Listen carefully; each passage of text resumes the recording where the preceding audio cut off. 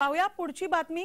भाजपच्या श्वेतपत्रिकेत आदर्श घोटाळ्याचा उल्लेख करण्यात आलेला आहे। चव्हाणांच्या भाजपा प्रवेशानंतर आदर्श घोटाळ्यावर निशाणा साधण्यात आलाय। आदर्श प्रकरणी उच्च न्यायालयाचा निकाल आपल्याच बाजूने लागेल असं स्पष्टीकरण अशोक चव्हाण यांनी दिलेलं आहे। प्रधानमंत्री ने लोकसभा और राज्यसभा में अशोक चव्हाण के ऊपर आरोप लगाया। आपने प्राइम मिनिस्टर का स्पीच देकर देखो, उनके ऊपर प्रधानमंत्री ने सदन के अंदर आरोप किया आदर्श घोटाले के ऊपर। व्हाइट पेपर में भी बोला, प्रधानमंत्री ने बताया, लेकिन वो दल बदल किया, पूरा वो अच्छा आदमी हो गया, घोटाला खत्म हो गया, उसका सब कुछ हो गया।